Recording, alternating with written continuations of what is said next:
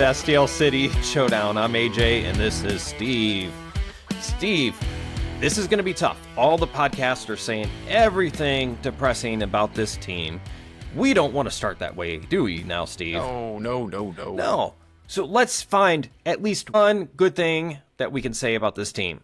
What can you tell me? Okay, I mean, the colors are cool, but that aside, Critchley and Lutz, they were talking a couple weeks ago, like they want to be more, especially Critchley. He wants his team to be more of a possession team because he wants the more chances to score, is what he said. And what I saw from the FOTMOB breakdown, so they were saying that he wanted the possession to be up and he wants to improve passing. Now look at the FOTMOB score, and the team had over 60% possession of that game. And while we know they lost 3-0, if we would have had 60% possession in 2023, it would have caused a heart attack in this city. But it looks like that might be what Critchley's trying to do. Plus, I saw like they led in passing and in the duels matrices on FOTMOB. So like the team is passing a lot better. The team is having possession more, and they're actually getting stronger in the duels, which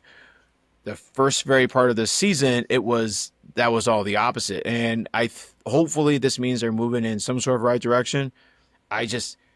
Their XG was 0.67. That's bad. Really awful. But you asked for a good thing. The good thing was the possession looks like they're trying to get an identity of a high possession, high passing, and good defensive team. So it's a shame we're waiting until July to get this done, but it looks like that's the transition. So that's my good thing. What about you? Yeah, my good thing is actually what I felt like what Critchley was doing. You could tell that there was differences out there. The type of passes that they were making, they were doing a lot more quick passes. So the center back might pass it forward, and then they would quickly pass it back to the center back, to then distribute to the sides. Like it looked like there was some pre-designed like little clippets everywhere, whatever you want to call it, snippets, etc. So I kind of noticed that. I also noticed that they were trying to use the long ball, especially going towards the right wing quite a bit. And so it looked like designed. And the other thing I kind of noticed is it looked like they were crashing the box a little bit more. It wasn't just simply like nobody making runs. Like how many times have we saw that there was a cross or a long ball and like nobody was running? Like it looks like they were making an active effort. And there was times where there was literally 4 people running towards net. It didn't work, but at least they were trying something different. Now, I go back to what I said before is that unfortunately, they're trying to literally do preseason right now. I know. Yeah. So everybody, including us, right? I'm admitting this. Everybody, including us, wanted Olaf fired mid-season. But there's a reason why clubs don't like to fire coaches mid-season, because especially when you have identity crisis, like what's the chance that you're going to have enough time to really work on your identity, work on some of the things you need to work on, but then more importantly, work on what you need for the next team that you're facing. So I guess my good thing is that I felt like Critchley was trying to do something. Like they looked a little bit more disciplined in parts. Now I know everybody's saying right now they were lazy and stuff like that, but especially at the beginning of the game, you can kind of see it. It's hard to describe. It's just something that when you see, it's almost like the eye test. Sometimes you can't describe what you're talking about. So speaking of which, did you have something? Yeah, I was looking at the injury list, and you know that awful shot that Celio took in the last game against Portland? Yeah, he's out, and he's out until August. For the late August is what the report is. Oh, I thought it was just a game or something. Ooh. Yeah, no, so we've got 1, 2, 3, 4, 5, 6 players out until mid to late August. So that really means September.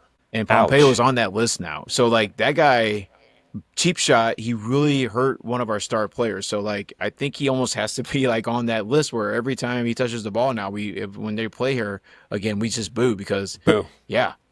I don't know if he broke it, but I mean it's just a month, but that's probably that's gonna be 6 weeks. Hey, no injury in sports a month. No. It's either 3 weeks or 6. Soccer. So the one thing I was going to tell you, Steve, is that I personally think there's a lot of fans that are hoping that this transfer window happens and then we're suddenly a good team. I think it's going to be really tough because you're going to get players that are going to come in. They don't know each other. Like, we should have next week 3 players that are going to come in. It doesn't mean that they're ready to play full time. And it doesn't mean that they're going to fit the system right away. Like, it takes time to kind of get gelling. And it sounds like Lutz has a plan for this coming week. And I'm sure there's going to be a lot of turnover. It's not going to happen. So, like, when we see these players next week, I encourage people not to freak out. This isn't going to be like an insta fix as much as we want.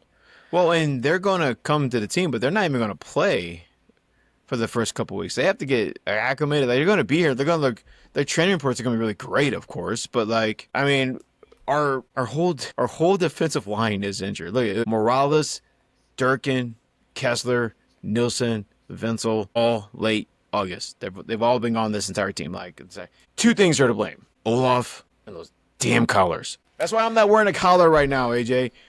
I cut all the collars off my shirts. Yeah, so you sent me, and I don't know where you got that from, but you sent me like the little clip it of like blame the collars, or what did you say, curse collar or something? What was it? Curse of the collar. Curse of the Collar. And it has like a city guy and he's like crying, like cartoon. Just hilarious. And he's been saying it all season. I didn't want to believe him. But yes, I guess it is the Collars. It has to be. Like, what other explanation is? It's not Olaf. It's not Lutz. It's not whomever. It's the Collars, right, Steve? Chafing. Can't keep it down. You got to get it starched when the starch itches. So I was going to read this to you. Yeah, a little bedtime. Yeah, a little bedtime story for you. Read This the rainbow. Yeah, so put your little head down, and I'm going to read this to you, little Steve. So Drew Young Radio on, I think this is Blue Sky or Twitter, said this about Lutz and his press conference. He said, Lutz not happy this morning, called match disgraceful. Players are not playing like they are fighting for their contracts. He says that it will be a very busy transfer window. I need to put full protection on coaching staff, saying that it's not their fault, aka it's the player's fault. The only player that had a good game this past game was Berkey. Falu is coming in with a few new players. So I guess the 2 players that are coming from, what was it, Minnesota, I think it was? Yeah. And then he said, difficult to find a left-footed center back, very progressive with the ball. And then expect more announcements this week. What's your thoughts? That's biting. And then we have another one, too, we're going to read. But that's kind of echoing what Lutz said on the radio when they were announcing the game. He mentioned the fact that he's really excited about Fall You Fall because it is hard to find out. He said a left-footed center back. He's really excited about him. But he said, like, pay attention to the next couple of days up until Tuesday. I guess Tuesday's the end of the transfer window. He said we're going to have a couple more players. We're going to be very busy. Players are going to have to be looking out. So he seems to be very energized. And I'm assuming that ownership has to be opening up the pocketbook now. They have to be they've cleared some bills. They've got some openings. They give them a little more freedom. I did see some excitement for like a Polish player that's supposedly really good as well as this fall. So yeah, that's kind of, I heard it already. So it's kind of like, yeah, it's good to see he's saying it again. It wasn't just in the match. What did you think about him saying that? Yeah, I'm kind of glad he said some of the things. Now, some fans are going to argue here, and this is going to be a great debate. Like, who's to blame here? So Lutz is specifically calling out these players. He's saying, hey, guys, you're not even playing like you want to earn this money. So I could see what he's saying. Like, what we saw, that's not on Lutz. Like, these players that were super lazy this past game, not trying hard, that was a team just giving up. Now, is it part of it that we're just this far in the season, there's no chance for playoffs, they're just giving up, so they're just like, it's hot out here, why do we want to play? I don't know. This is going to be a fun little debate that the fans are already having. It is what it is, Yep. Now, we've said this before. This is going to look like a very, very different team with this transfer window coming up. I think it starts Thursday and goes for, 4 weeks, something like that. Yeah. I think we're going to see a very different team. We have to. I wouldn't be surprised if we bought out some contracts. Yeah. Yeah. There's certain players that aren't going to be on this team. Like, there's talks about some interest in, there's some team that might be interested in Klaus. I wouldn't be surprised. Man, we can go down the whole list. I think that's like a whole episode in itself. But yeah, Yep. Check out what else that was said about Lutz. Is on the Lutz made a he was getting around this morning. So Bayer and Tim said he quoted Lutz saying, "You have a huge, like this is like underline that, put it on a billboard. You have a huge number of players on options that should be smart enough to know that they are playing for their contracts. They are playing for their future. The way we performed yesterday is a clear sign that these players don't want to be here. We need a change." If my boss said that shit about me, I would just quit tomorrow. I would just be like, you know what? I don't want to see you anymore. I can't be seen by you, and I don't want to see you the way you're talking about me. I've got it real quick. Here are the players that their options are up at the end of 25. See if we can figure out which ones they're talking about. Because you know which ones played yesterday. Klaus, Kessler, Durkin, Valum, Berkey, Alm, Silva, Watts, Yarrow, Miggy, Jaden Reed, Ben Lutz, Morales, Vincel, Olivares, Orozco, and Zelensky. Now, the players that played yesterday that are on this list are Orozco, which I don't think we're going to read him. He's like 12 years old. Orozco, Yarrow. I heard Watts come in. I don't know if Silva came in. Valum, and Klaus. So I don't think we can argue that Klaus doesn't work his ass off. Yeah, as much as we gave him hate, I mean, we were starch defenders for a long time, and the hate that we gave him, he's been playing his butt off. Like, he's changed. Like, he started finding his groove again. So, no, I don't think you can put him on there. Orozco, I thought he just signed the first team contract. I thought that went on longer, unless it's this year. Oh, yeah, it goes through this year, and then there's 2 years of team contract, I think. Okay. So I think we're probably going to keep him, but I think he's still on a trial run here. Yeah. I really do. His 5-mile score was 6.1. So Klaus played yesterday. Yarrow played yesterday. I think we can all. Yeah. And he was called out multiple times during the broadcast, just kind of standing. So they're noticing. Let's see. Silva played yesterday. I mean, we basically just got him for the end of the season anyway. I don't think he's coming back. Watts played. Reed did play. And Tyson Pierce, but we're not getting rid of, but he didn't.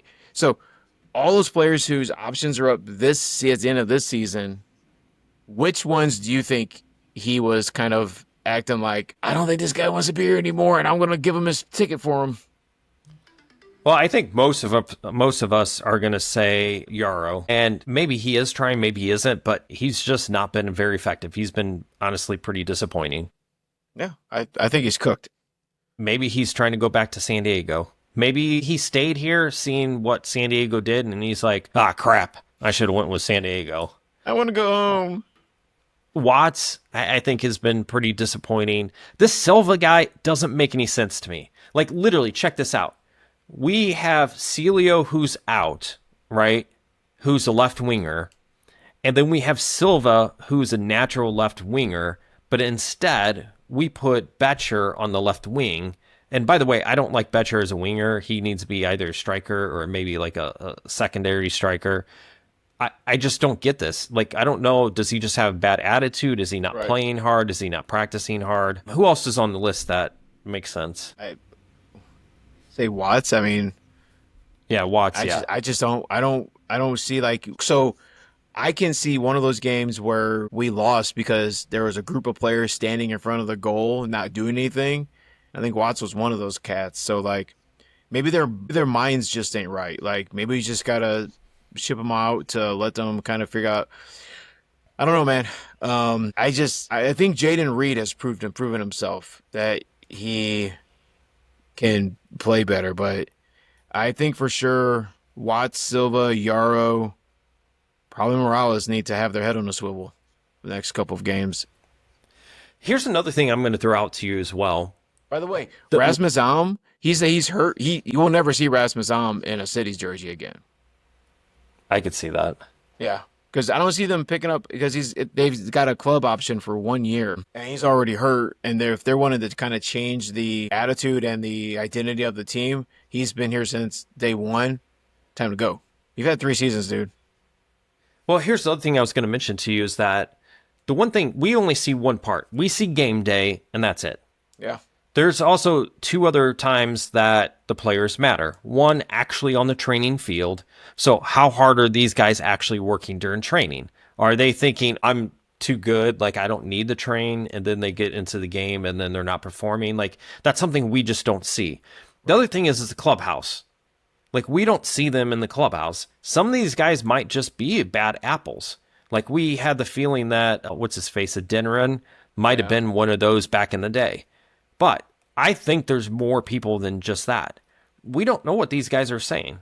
I think there are some bad apples in there that we probably won't find out until like a year or two after they have left. Yeah, and getting this, I mean, we now have pretty much 2 full seasons that have just fallen off the rails, and we've replaced the head coach, we replaced the whole coaching staff, and now it's just the players. And now we can see there's the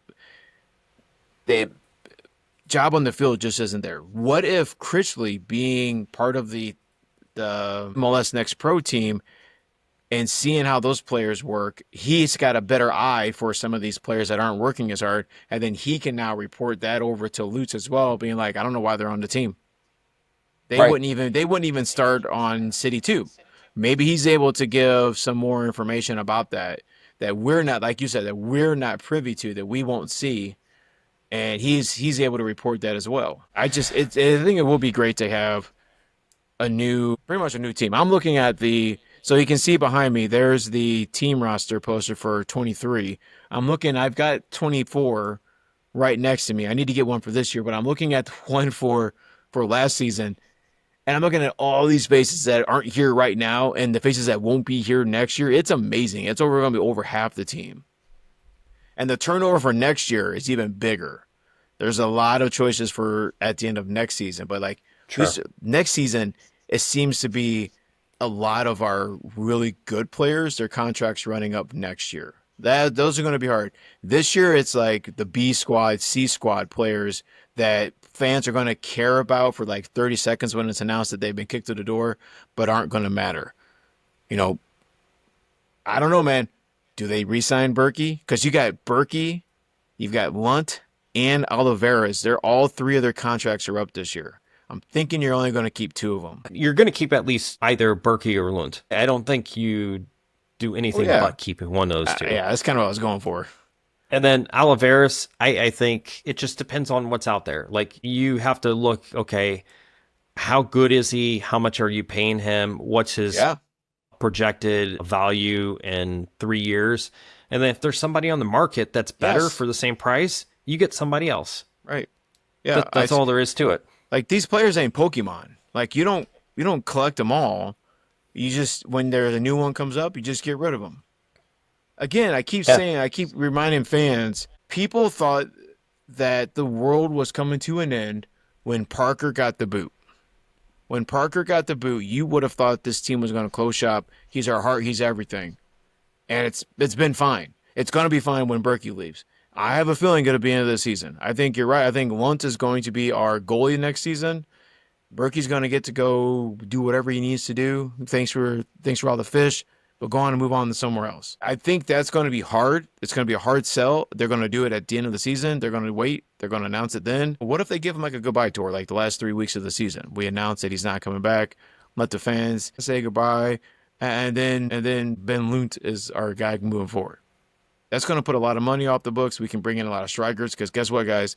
We can block we can have all the light bulbs or whatever that the power company does every time Berkey gets a save, but we ain't scoring. Well, let's put it this way. Berkey, if he's going to go out of the country with his new wife, or soon-to-be wife, it's going to be during this transfer window, because this is when the European teams are loading up, right? I don't think it's going to happen, but you never know. Now, I think maybe with his fiance, maybe they do want to stay in the States, and okay, yeah, it probably would happen, like you said, after the season, but we'll see. If he wants to be a starter, he ain't playing in Europe. That's why he's not in Europe now. Let's just be clear. Like, this dude, he was a backup, and that's why he came here, and he's one of the best in our league. But who's the my God? Who's the guy that we shipped out last year and South African and Blown? Bloom? You see that he's now playing in Vietnam. Oh, wow. Yeah, yeah. We sold the rest of his contract for this year to some Vietnamese club. So like, Oh, wow. yeah. So in order for him to play, he's having to go to Vietnam. You imagine Berkey playing in Vietnam? No. No. No, he can't. Like, I'm sure he likes where he is. So like, yeah, I can see him. Let's be honest. They like Chicago. I don't know what Brady's contract situation up there is in Chicago, but I imagine he wouldn't mind playing in Chicago because they're going to get a brand new stadium in 2 years. A brand new stadium. It looks a lot like City Park, but a brand new stadium. Oh, yeah, Steve, what do you think about doing goal or no goal? Might as well. Well, I think in order to kind of honor this team, we should just call it no goal. They wouldn't know the difference. And what is going on with St. Louis? Like, literally, we are like Cardinals are crap right now. I get it. I think they're still above 500, but they've literally been horrible lately. Yep. And then City, like we literally can't buy a goal at this point. Nope. I think I commented to you. I watched the pregame presser, and I got that hopium pumped through me, and I was like, I think this team's going to score 3 goals based on nothing.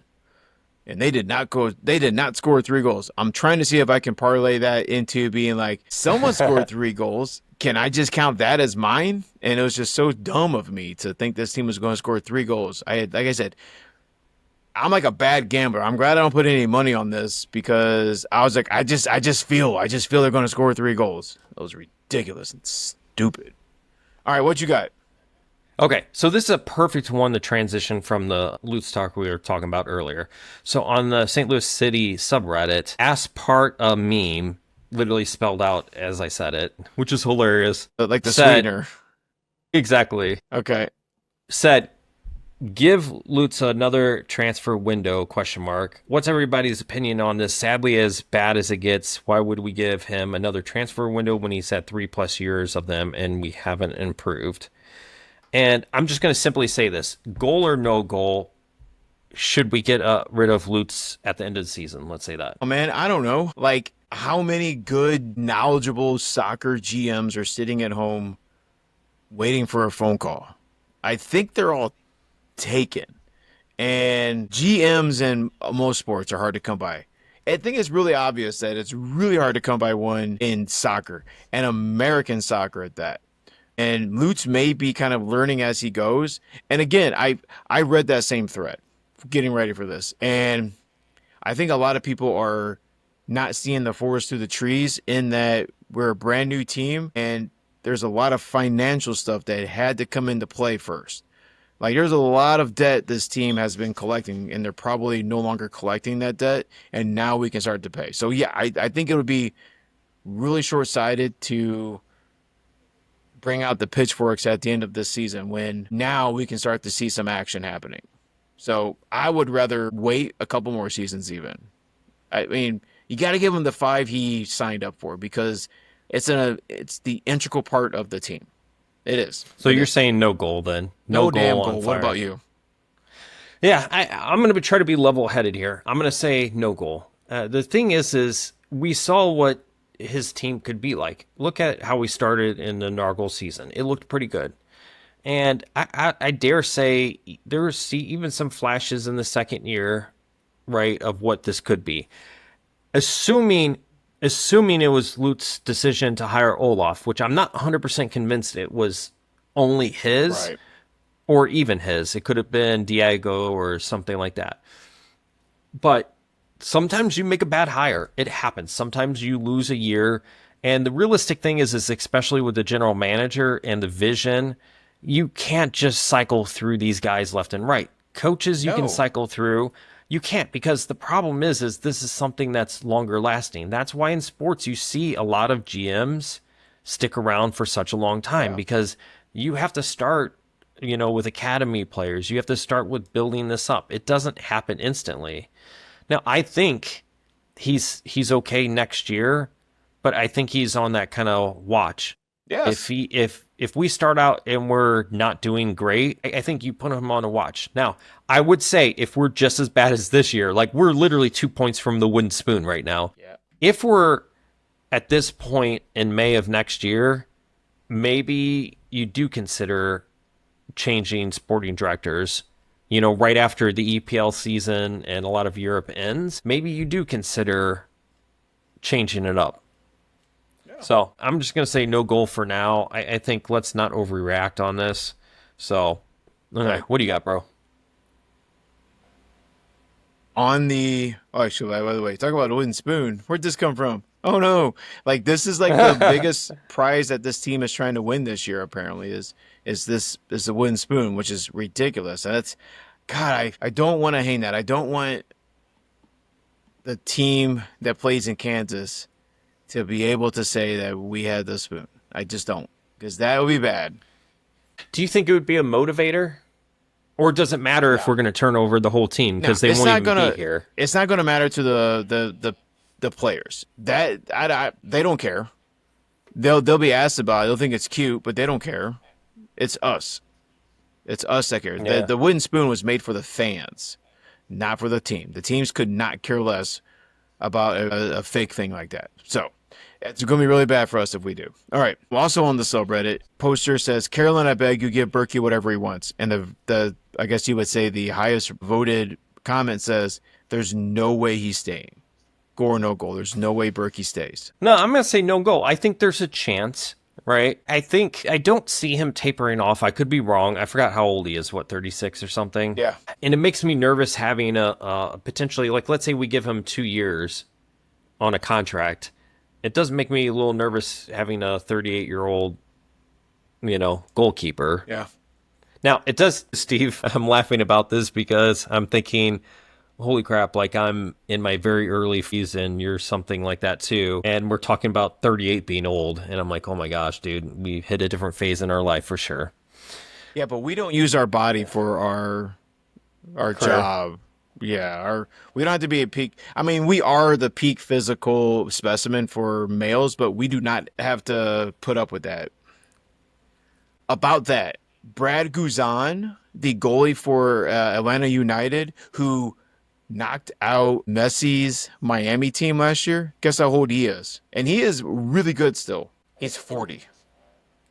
Oh, wow. So 40 crew. Yeah, so we've got some history in the MLS that you can make it. So if we can get Berkey to maybe sign a 2-year, like you're saying, a 2-year extension, maybe give him 20% more than we would just to keep him here for 2 more years. But that means our future goalie, Lunt, is gone. That means we're either signing Lunt or Berkey and Oliveras. We can't afford to sign both of those cats, which is a shame. But it's great that Lunt he was the goalie of the year in USL, but he's such a good goalie now. So, Steve, since we keep talking about this, I did have another thought about this.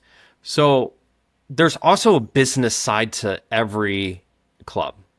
And the realistic thing is that fans are starting to leave en masse and not pay attention to City anymore. Like, we were showing up for games, we were paying ridiculous prices. Now, I guarantee you the viewing numbers are down, everything's down, even podcast numbers are down. And oh no, the thing is I know, that's not good for us. Yeah, we'll live. But the thing is that if you get rid of like your big player, literally, if you ask somebody who doesn't watch City soccer, name one player, the only player that they have a chance of mentioning is Berkey. Yep. So, does a team like this get rid of somebody like Berkey? Yes. Yep. I'm not saying if they should. I'm just Right. saying, But do you think they would? for business decisions, they would. That's why we got rid of Tim Parker. I think people could look at the team and before Tim Parker left, say, I think there's this guy named Parker that yells a lot. He scored our first goal. We know him and we know Berkey. The team didn't flinch when it was time to get rid of Parker. Did it right in the middle of the season. Like, that was intense. They didn't flinch. So you're thinking about the fact that the team's starting to step away. People are like, we never would miss a game the first couple seasons. On Discord, Lil Mommy says, I slept through this match in the last half of the Cardinals game. I don't think I missed anything other than my nighttime snack. Goal or no goal. You would not have ever considered that 8 months ago. Absolutely. Absolutely. Up until my grandparents' anniversary, which was I think that was in May, I personally hadn't missed a single game. Like I Yep. watched every single minute, hadn't missed anything. And then of course, grandparents' anniversary, they're like 90 years old. Of course you miss a game and you rewatch it, which I had to do. But even me, I'm like, I was having trouble getting the game on. And fortunately, I did get it on. But part of me was like, if I miss a few minutes, like whatever, what's going to happen anyways? Right. And this is me who doesn't miss any time. Yeah. What's the quote unquote average fan going to do? Yeah. So I agree. I agree. A lot of people are probably like, whatever. Like I'd rather watch, I don't know, Ghostbusters 2 or something, or the really crappy version of Ghostbusters, like the newer versions. Yeah. I mean, at least someone's catching something. They're Well, they're scoring. They're getting those ghosts eventually. We ain't scoring anything. Womp womp. all right, so let's get another one here for you. Okay, so on Reddit there is a person that does the polls every single week, and one of the things he does is he checks and sees who's a quote unquote troll. So like if people are just putting ones for everybody, Oh, okay. he'll put them as a troll, and then I think he takes that data out so Nice. you don't average. So someone said on here, Tally231 said, how are they going to determine trolls in the player poll this week? Other than Ostrak, everyone deserves a 2 or lower. Laziest game I've ever seen them play. Goal or no goal? No goal. See, that's more of this overreacting.